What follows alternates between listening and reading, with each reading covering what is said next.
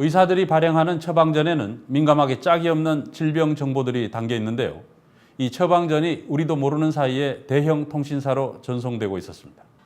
SK텔레콤이 운영하는 전자처방전 시스템인데요. 전국 80%의 병의원이 가입한 이 시스템으로 환자들의 정보가 하루에도 수십만 건씩 전송되고 있는 것이 뉴스타파 취재 결과 드러났습니다. 사실상 의료법 위반이라는 지적도 있는데요. SK텔레콤은 자신들의 양심을 믿어달라는 이야기만 되풀이하고 있고 보건복지부는 내용을 잘 모르겠다는 답변을 내놨습니다. 박경현 PD의 단독 보도입니다. 병원에서 진료를 받을 때마다 자연스럽게 받아드는 처방전. 이 처방전에는 얼마나 많은 정보가 담겨 있을까요? 환자 이름과 주민등록번호, 진료 날짜, 병원, 질병과 약 이름, 복용량 등이 적혀 있습니다. 환자의 모든 정보가 다 들어있는 셈입니다. 주민등록번호에다가 질병 분류 기호가 있거든요. 그럼 질병이 어떤 질병이냐고 알게 되고 어떤 약을 썼는지를 보면서 대략 짐작을 할 수 있고. 그래서 처방전 등의 의료 기록은 원칙적으로 의료기관 내에서만 관리하도록 돼 있습니다.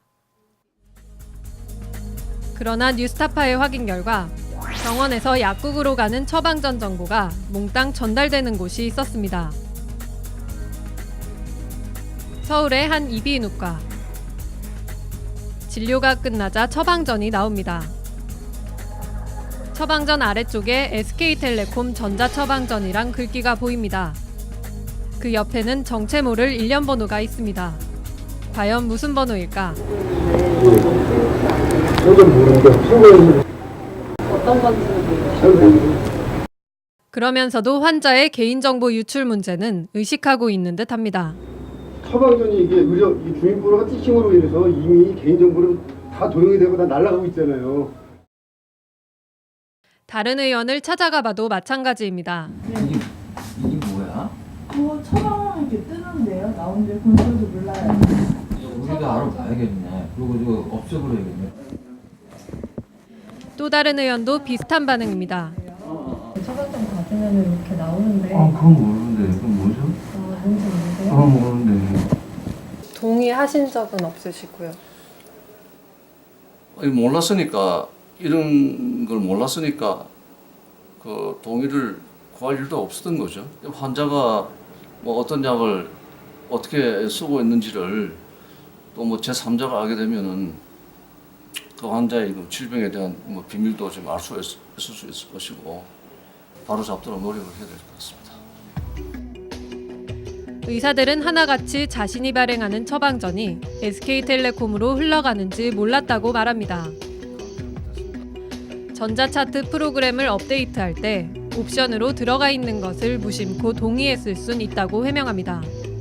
동의하고 여기 체크해서 여기 체크해서 네네네 하고 체크를 하지. 그걸 다 사실 일일이 읽어보진 않겠습니까? 근데 내가 나중에 문제를 얘기를 하면 이거 사인했지 않냐 이렇게 된 거 아닙니까? 환자의 정보가 SK텔레콤으로 가고 있다는 사실에 의사들은 적잖이 당황했습니다. 사실상 의료법 위반이기 때문입니다. 환자 질병 정보에 관한 그 보관 의무가 의사한테 있고 그거 잘못되면 벌칙 규정까지 있고 아무리 그 의사의 동의를 받았다 하더라도 SK텔레콤에서 이 처방전을 받아서 보관하고 있으면 그건 의료법 위반의 소지가 있다는 거죠. 이 때문에 대한의사협회와 개원내과의사회는 회원들에게 이 프로그램을 사용하지 않도록 당부하는 공문을 보내기도 했습니다.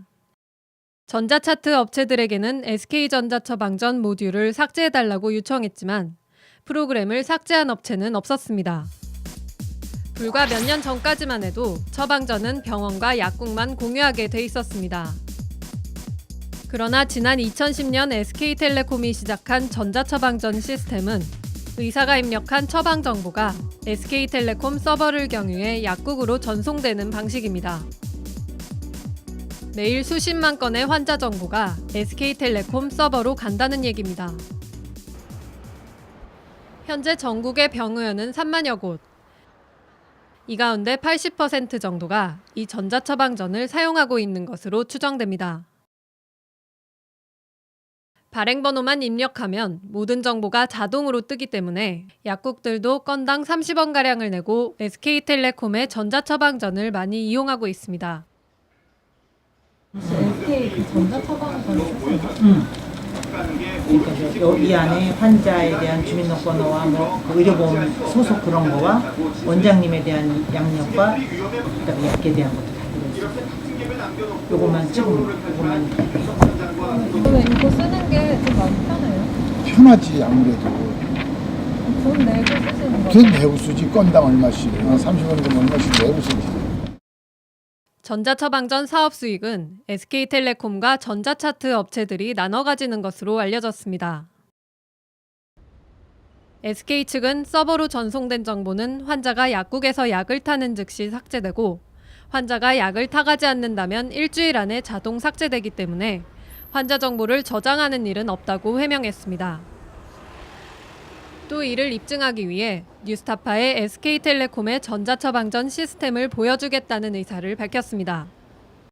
일단 눈으로 한번 보시고 네. 그 필드나 뭐 DB나 이런 게 이렇게 쭉 보시고 소리만을 이렇게 보시면 바로 이렇게 아실 수 있을 거기 때문에 사실은 네. 전혀 그 쌓이거나 그러지 않거든요. 그러나 SK텔레콤 측은 뉴스타파 취재진이 보안 소프트웨어 전문가와 함께 확인 취재를 하겠다고 하자 말을 바꿨습니다. 보여드리는 부분에 대해서 네. 이 조금 규정상 문제가 좀 있는 것 같아요. 회사 보안 규정이나 이런 것들 때문에 네. 조금. SK는 서면 답변을 통해 자신들이 철저히 보안 관리를 하고 있으며 전자처방전에 접근하는 것은 불가능하다고 주장했습니다. 그러나 전문가들은 암호화된 처방전을 다시 푸는 과정에서 얼마든지 유출될 가능성이 있다고 말합니다. 그 병원에서 처방전이 암호화되어 가지고 그 다음에 약국으로 갈 때는 다시 이게 풀어져야 되니까 그 과정에서 충분히 해킹이나 데이터 복제 위험이 존재하죠. 그 믿음의 차원으로 내려가면은 보안이라고 하는 건 의미가 없다 그렇게 생각할 수 있죠.